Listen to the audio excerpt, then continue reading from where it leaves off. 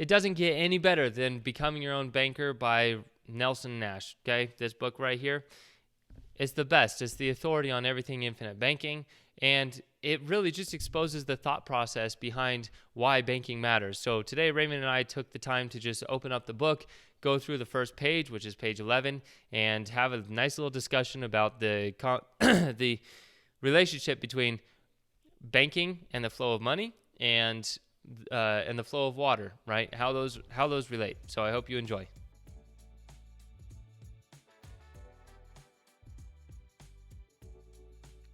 Someone made the comment that if some authoritative power distributed all the money in the world equally among all the people in the world, within 10 years' time, 97% of all the money would be under the control of 3% of the people.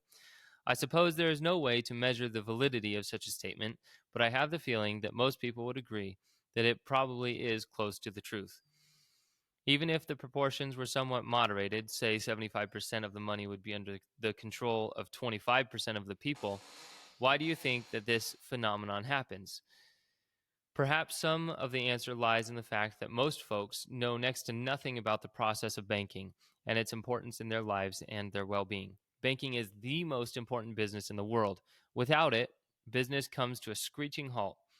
Whenever a business transaction takes place, money must flow from one party to another in a relatively short amount of time, or otherwise nothing takes place.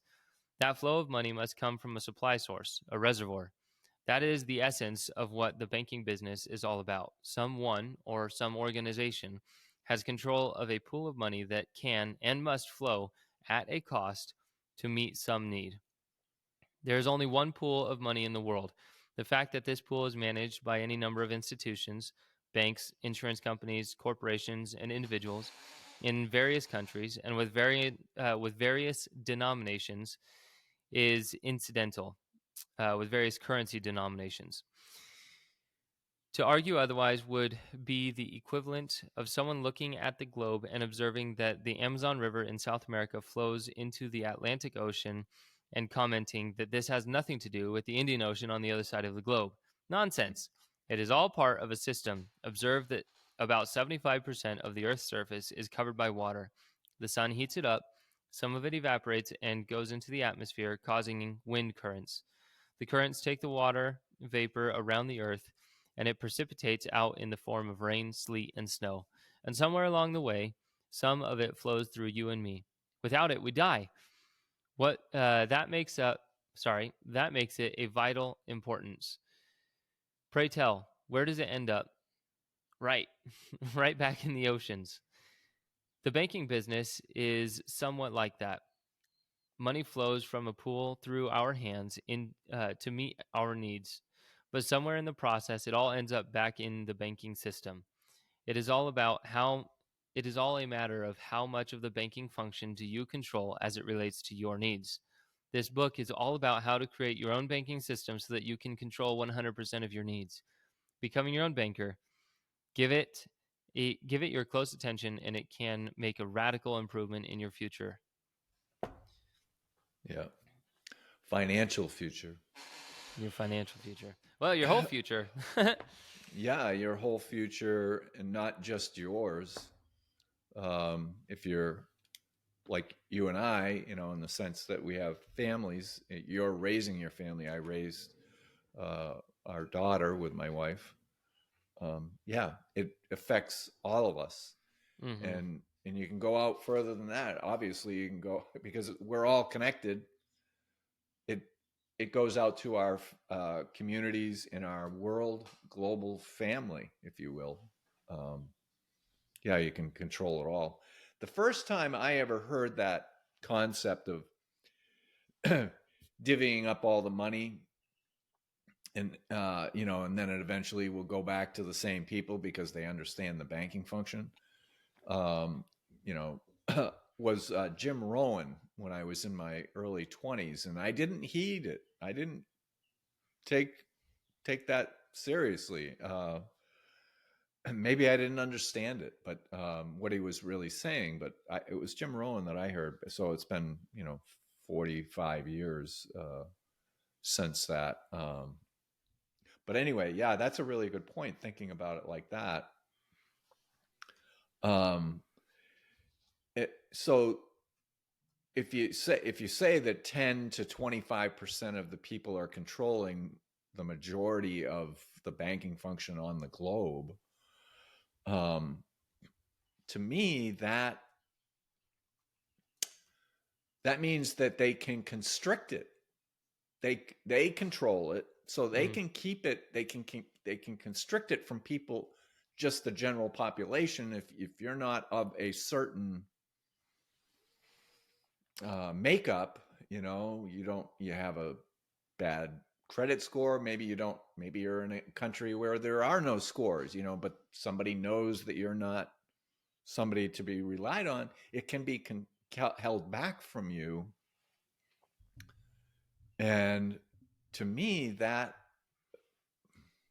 I don't know if this is a good analogy, but it can pollute the banking function in a sense, or like the whole thing about the water around the earth going, it goes from the oceans to the clouds, blows around the earth, it gets dispersed, and so it gets cleansed or filtered, so to Mm. speak, and get continually being cleansed. And if you restrict that, if you have just a certain amount of people, I'm bouncing back and forth between the analogy of water flowing and banking flowing, is that if there's any kind of constriction to that, it can get polluted. And that's exactly what we've done to our oceans. We've polluted it. And I think a lot of it is because of our consciousness, how we're allowing things to happen. So I would say that banking being an extremely important, Nelson would say it was the number one business on the planet, to have some understanding and control it in your life. And if you don't, we perish. Yeah. At the end of that page, if you go down to the lower right hand corner where it says, they take it from Jeremiah from the Bible, for I know the plans I have for you, declares the Lord, plans to prosper you and not to harm you, plans to give you hope and a future. So many people have lost hope Mm. and see no future. And really, whole life dividend paying life insurance, what we're talking about here, gives back that control to a larger pool of people on the Right. planet, which to me filters filters the banking function. Nelson Nash Institute, their goal is to get to 10% of the people on the planet having this, and I think that would be a really great thing, because it would take the control away from a few and disperse it to more people, so that it would filter and keep it all clean and just and right. I'm going off on this, but it would be Well, a no, you're gift. you're completely accurate. And I'm thinking about why doing it with dividend paying whole life insurance matters compared to other methods. And not all banking is performed with dividend paying whole life insurance, but Right. Majority isn't. the values in those contracts they're unilateral contracts. With I should say the better contracts are unilateral contracts. Not all of them are, but you have contractual authority, contractual right, contractual guarantees over that pool of capital that you've built up, that you've accumulated. Mm. That gives you power. It gives you freedom. That's what these, the wealthy, he mentioned 3%, and then he talks Yeah. maybe about 25% later. That's what they have. They have power. And that power gives them the freedom to do whatever they want to do. And it forces us to be subject to their will, right? Right. Subject to the market, subject to all these different things. When we can build up or create a reservoir that has a pool of capital in it that we have unilateral sole control over, that separates us from them, right? Mm-hmm. And I really like that element about dividend paying whole life compared to the other vehicles, is just the contractual authority that you maintain is just so much greater than a lot of the other vehicles. Most of Mm. them, I should say. Right. Yeah. I mean, um, well, even Nelson would say that this is, whole life is the closest thing to a banking situation. And yes, it's contractual between you and the insurance company, but if you build up a pool of capital large enough, you can actually act as a bank, that you have just down the street, a Yeah. commercial brick and mortar bank. You can actually start doing that same thing. You can make investments, um, and all that kind of thing. So it becomes, if you take heed to this and just give yourself a chance to really look into it on your own, not listening to your brother, mother, father, neighbor, friend that says, that's a bunch of, whatever, wooey, that look into it yourself long enough to give yourself a chance to see if it's really true. Well, because you and I have both heard people out on the internet calling it a scam. And I always answer that by,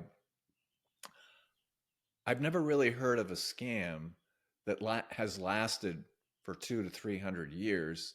And if you want to go further back, you can say that this concept of pooling money together to protect each other, it's been going on since the Egyptians. The concept is very simple. So how could it possibly be a scam if it's been around for 200 to 300 years as we know it today? Yeah. I, I think they would have found out by now. Yeah. Yeah. No, it's so funny. I think, people look at it from the outside, and they've got those concentric circles that Simon Sinek explained, of the what and then the how and then the why, and they just think they're looking at the what. They're like, whole life insurance. Yeah, everybody and their mother nowadays knows that whole life insurance is bad. That's not what we're talking about. We're not talking about whole life insurance. We're talking about why it's important for you to control the banking function. How and what you do that with Right. varies in the ages. I mean, they didn't have whole life insurance back in the Egyptians' times when, Right. uh, Right. in the Bible, they did it with grain and silos, right? And Yeah. Yeah. I don't know. It's really important to get past that what, the vehicle, and Right. really dig in. And that's what you were mentioning, Ray, is give yourself a chance. Look into it far enough to understand the how and then the why. Go figure out the why banking is so important. This explains it. I mean, it explains it pretty dang easy. Pretty Yes. simple. There's only one pool of money in the world. There's only one body of water in the world, or one pool of water in the world. All water is connected. It flows Mm-hmm. through you and me, and without it, we die. I that always has made me think about. I mean, I live in the mountains. I'm here in Montana, right? And I could see the Missouri River from my place. So, that's a Mm. relatively big pool of water that, that I have the benefit of looking at. But let's just take each person and do kind of a word picture here. Everyone has their own little plot of land, and they have a stream going through it, right? That stream would represent the cash flow. Everyone's dealing with cash flow to a degree. Maybe your stream is dried up for Mm. a year or something. That sucks. Been there, done that. Maybe you're living next to Niagara Falls. You've got just tons of water, tons of cash flow going right by you. Look, we all have the opportunity to go wash our dishes in it, to gather the water from the um, to gather the water from the stream or the river or whatever we happen to have going through our property, and we can use that for our daily lives. Or we get tired of doing that for a little while, just kind of constantly having to survive day after day after day and be subject to rainfall affecting water flow and all this other kind of stuff.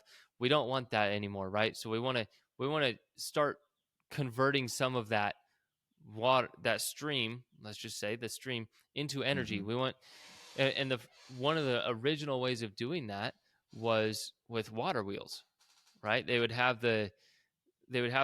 divert some of the water and put it onto a water wheel and make that thing turn to perform some kind of mechanical Yeah. function, if it was grinding grain or whatever it might have been. um, and then they Mm-hmm. learned how uh, to create electricity with those as well, right? And so there's just so many different things that you can do when you put when, when you intentionally put a mechanism into this stream of water and use its energy. You can create something else with that, right? That's what I think of a lot of infinite banking policies as, just to kind of get going. But you're still subject to the cash flow and all this other kind of stuff, right? You're still subject to how much rain came down last year. Are we in a drought? Are we not in a drought? All those kinds of things. And that's where, like, in time, you get to that point that Nelson was talking about, it being a reservoir. um, the goal is to build a dam. The goal is to build a reservoir where you can actually catch a bunch of that water. You can harness a bunch of the cash flow and deploy it whenever you want to, Mm-hmm. right? And even during the drought season, you've got enough built up that the droughts don't affect you as much. Right. Yeah. That's a really good point, Kyle. That that it acts as a buffer, and some liken it to an emergency fund. That if somebody loses their job or whatever happens, um, you have that dammed up money, so to speak, uh, that you have access to stay afloat until you can readjust. And yeah, and take advantage of things. If you have a larger reservoir, you can take advantage of things that you're interested in, or help people that you want to help. Mm-hmm. Um, but this becomes a gift to generations ahead of you, that are coming. That you don't even know now, never will know.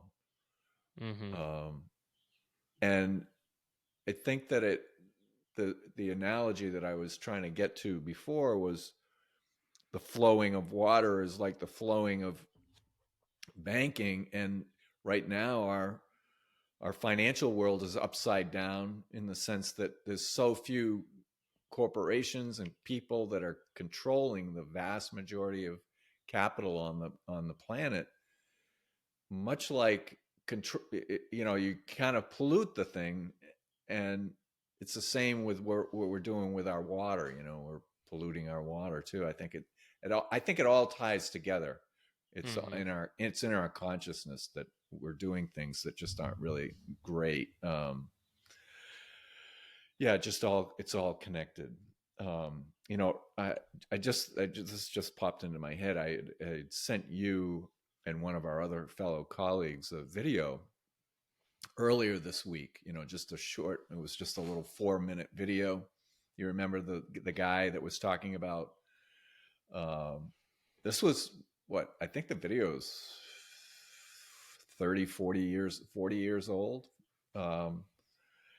And he was talking about there's just two kinds of people in the world. And he just drew a couple of circles, and he said, okay, this individual here, the circle, they spend their money and then they save what's left over. And then the other type of person saves their money and then spends what's left over. And the latter is the one that controls the banking function, because they have a pool of capital that they have brought together to basically control that other person, because he also says, he goes on to say, the individual always works for the other person that Mm. has the capital. And so we become servitude to this idea. And like you had pointed out earlier, you don't have to use whole life. You could use your mattress if you wanted to do a pool of capital under your mattress or out in the tin can in the backyard. But it just so happens that, as far as we can tell, whole life dividend paying life insurance is the best vehicle to do it with. And that It your money perpetually grows forever, right? It grows forever, which, what was the Einstein said the eighth wonder of the world was compound interest. And many people have said, well, he should have finished it and said, the eighth wonder of the world is compound interest that is uninterrupted. It never gets interrupted. That's mm-hmm. powerful. I mean, it's So just powerful. so powerful. And the opposite is also true.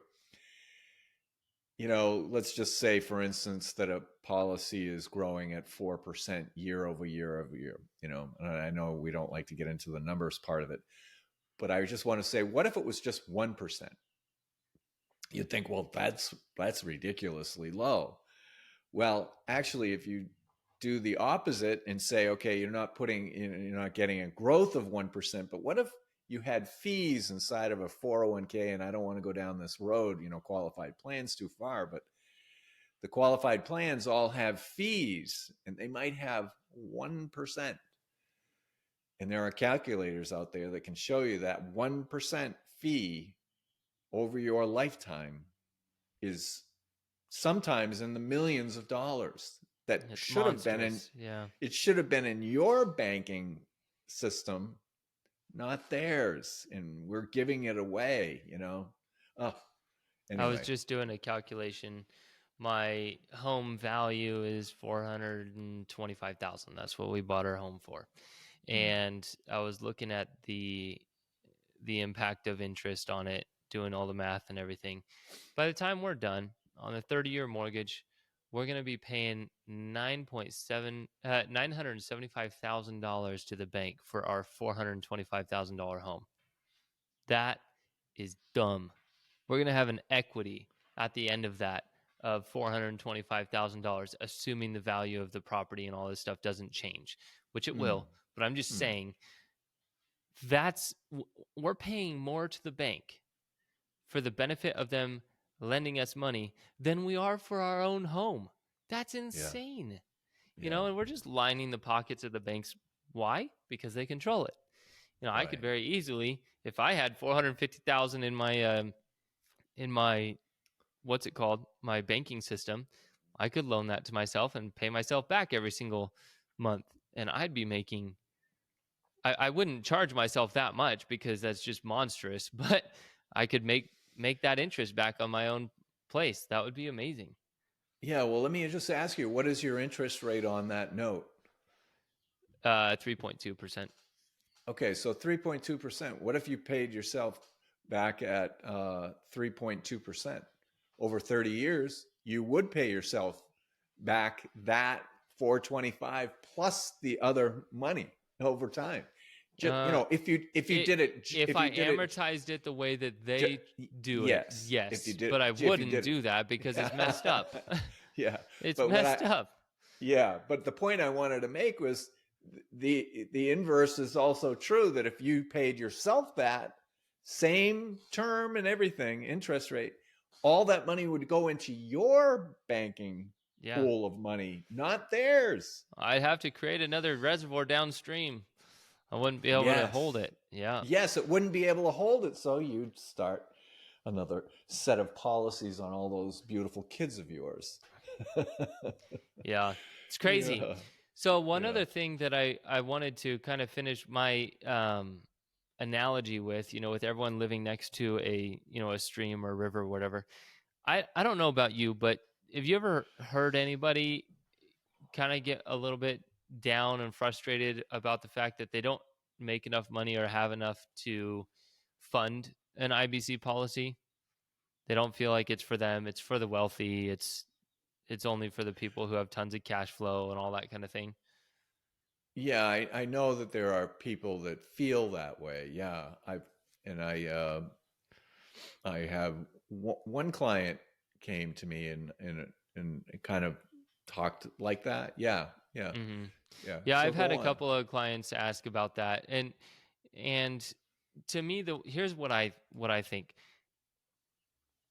Going back to the water wheel example, like let's just say we don't have the ability to build a dam right now, but we want to start generating more value with our water flow than we currently are. Stick a water wheel in the river. That's all. Mm, Stick a mm, water wheel in the in the stream. And if you live next to a brook, yeah, your water wheel is going to be small, but you're starting to do something with it. If you live right, next to the Missouri River, your water wheel can be quite a bit bigger, right? It's right. all relative to Hmm. the amount of water flow that's coming your through your space. It's all relative to the amount of cash flow that's coming through your space. If you don't do anything, you're gonna be in the same spot 5, 10, 20 years down the road, unless Yeah, yeah, circumstances change somehow, and they probably will.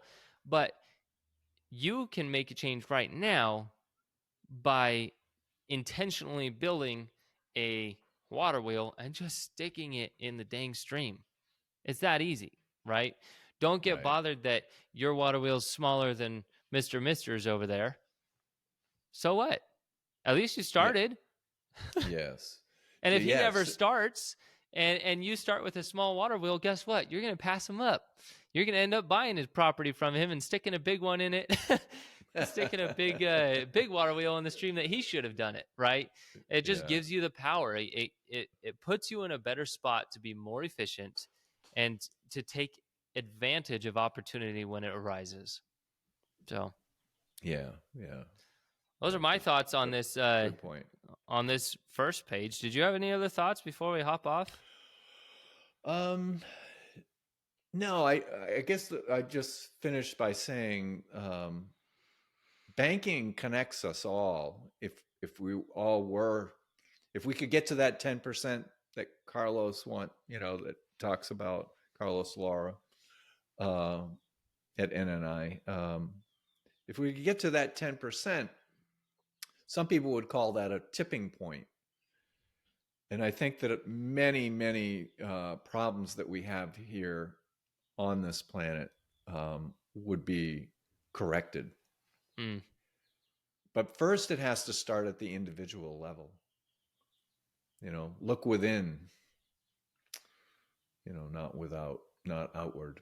It's all inside of us. The power to change, and yeah. So that's about all I have, Kyle. Thank you. well, cool.